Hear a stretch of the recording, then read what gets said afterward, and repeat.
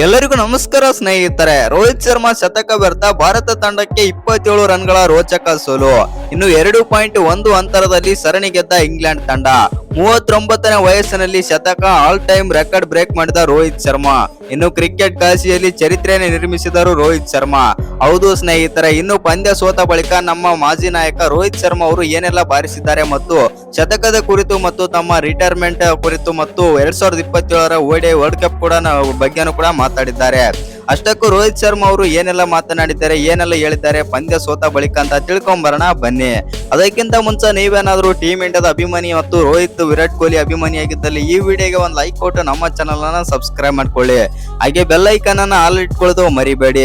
ಮಾಜಿ ನಾಯಕ ರೋಹಿತ್ ಶರ್ಮಾ ಅವರ ಆಕರ್ಷಕ ಶತಕದ ಹೋರಾಟದ ಹೊರತಾಗಿಯೂ ಭಾರತ ತಂಡವು ಇಂಗ್ಲೆಂಡ್ ವಿರುದ್ಧ ಅಂತಿಮವಾಗಿ ಮತ್ತು ಹಾಗೂ ನಿರ್ಣಾಯಕ ಏಕದಿನ ಪಂದ್ಯದಲ್ಲಿ 27 ರನ್ಗಳ ಆಘಾತಕಾರಿ ಸೋಲು ಆದರೆ ಕಂಡಿದೆ. ಇನ್ನು ಈ ಸೋಲಿನೊಂದಿಗೆ ಪ್ರವಾಸಿ ಭಾರತ ತಂಡವು 3 ಪಂದ್ಯಗಳ ಏಕದಿನ ಸರಣಿಯನ್ನು 1.2 ಅಂತರದಿಂದಾದರೆ ಸೋತಿದೆ. ಹೌದು ವೀಕ್ಷಕರೇ, ಮೊದಲನೇ ಪಂದ್ಯದಲ್ಲಿ ಭರ್ಜರಿ ಜಯ ಸಾಧಿಸಿದ್ದ ಭಾರತ ತಂಡ ನಂತರ ಸತತ 2 ಪಂದ್ಯಗಳಲ್ಲಿ ಸೋಲು ಕಾಣುವ ಮೂಲಕ ಸರಣಿ ಗೆಲ್ಲುವ ಸುವರ್ಣ ಅವಕಾಶವನ್ನಾದರೆ ಕೈ ಚೆಲ್ಲಿತು.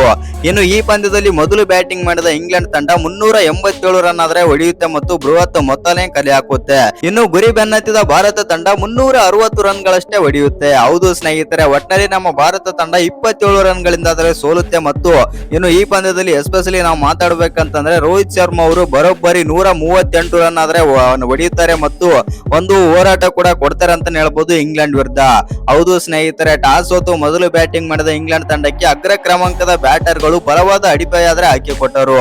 ಭಾರತದ ಬೌಲಿಂಗ್ ದಾಳಿಯನ್ನು ಸಮರ್ಥವಾಗಿ ಎದುರಿಸಿದ ಆತಿಥೇಯರು ನಿಯಮಿತವಾಗಿ ರನ್ ಕದಿಯುತ್ತಾ ಸಾಗಿದ್ದರು. ಆರಂಭಿಕರಾದ ಬೆನ್ ಡೆಕೆಟ್ 141 ರನ್ ಗಳಿಸಿದರೆ ಅವರ ಜೊತೆ ಕೈ ಮಿಲಾಯಿಸಿದಂತ ಜೇಕಬ್ ಬೆಥೆಲ್ ಅವರು ಕೂಡ 91 ರನ್ ಆದರೆ ಬಾರಿಸುತ್ತಾರೆ.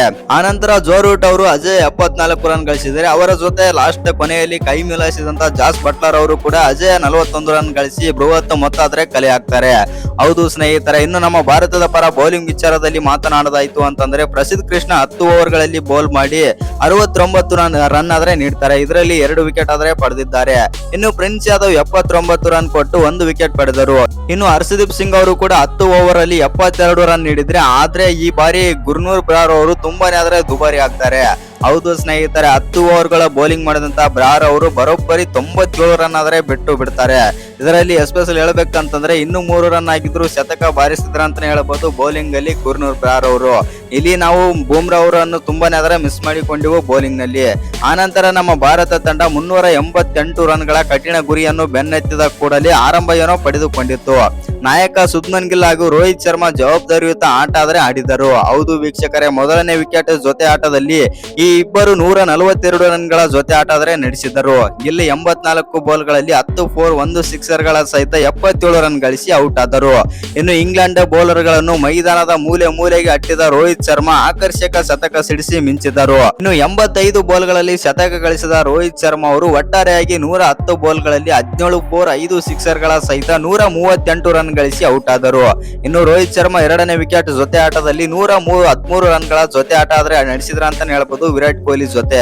ಹೌದು ಸ್ನೇಹಿತರೆ, ಆದ್ರೆ ನಮ್ಮ ಮಧ್ಯಮ ಅಂದ್ರೆ ಮಿಡಲ್ ಆರ್ಡರ್ ಕೈ ಕೊಡುತ್ತೆ. ಎಸ್ಪೆಷಲ್ ಹೇಳ್ಬೇಕಂತಂದ್ರೆ ಇಶಾನ್ ಕಿಶನ್, KL ರಾಹುಲ್ ಮತ್ತು ಶ್ರೇಯಸ್ ಅಯ್ಯರ್ ಈ 3 ಜನನು ಕೂಡ ಕೈ ಕೊಟ್ಬಿಡ್ತಾರೆ ನಮ್ಮ ಟೀಮ್ ಇಂಡಿಯಾಗೆ.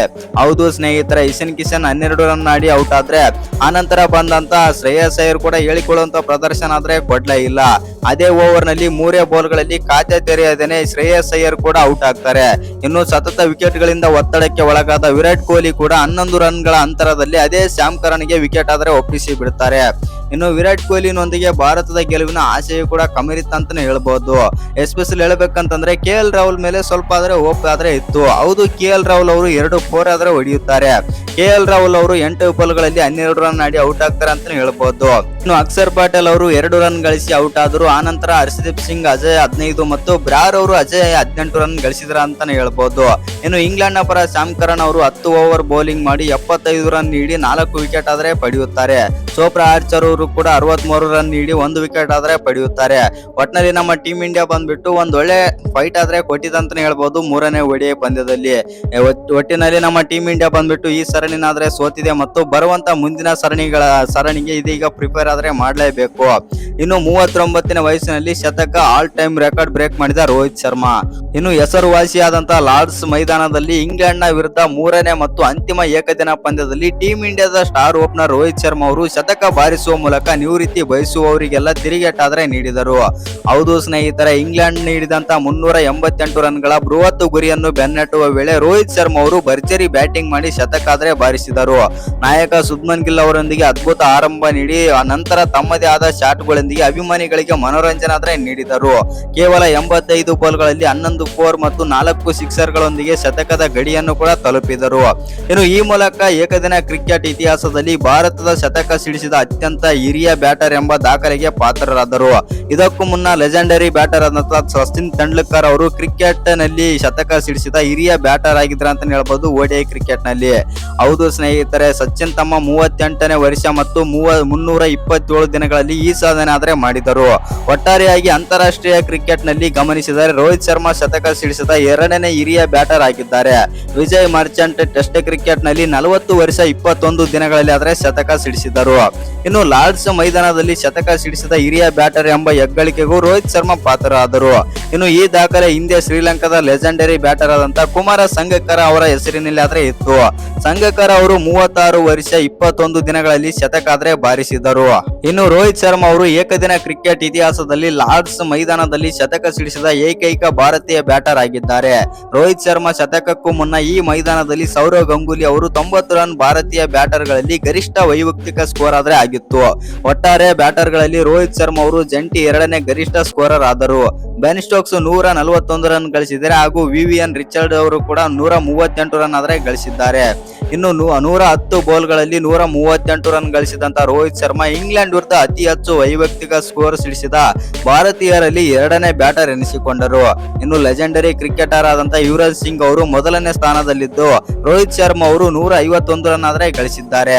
ಇನ್ನು ಈ ಪಂದ್ಯಕ್ಕೂ ಮುನ್ನ ರೋಹಿತ್ ಶರ್ಮಾ ನಿವೃತ್ತಿ ಹೊಂದುವ ವದಂತಿಗಳು ಕೂಡ ಇದ್ದವು.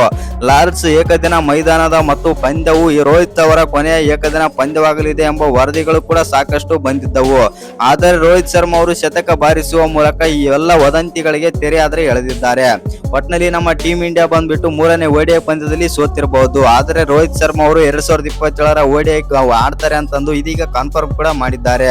ಹೌದು ಸ್ನೇಹಿತರೆ, ನಮ್ಮ ಭಾರತ ತಂಡ ಲಾರ್ಡ್ಸ್ ಮೈದಾನದಲ್ಲಿ 3ನೇ ಏಕದಿನ ಪಂದ್ಯ ಸೋತ ಬಳಿಕ ಇನ್ನು ರೋಹಿತ್ ಶರ್ಮಾ ಅವರು ಸೆಂಚುರಿ ಬಾರಿಸಿದ ಬಳಿಕ ಏನೆಲ್ಲ ಮಾತನಾಡಿದ್ದಾರೆ, ಏನೆಲ್ಲ ಹೇಳಿದ್ದಾರೆ ಅಂತ ನೋಡೋಣ ಬನ್ನಿ.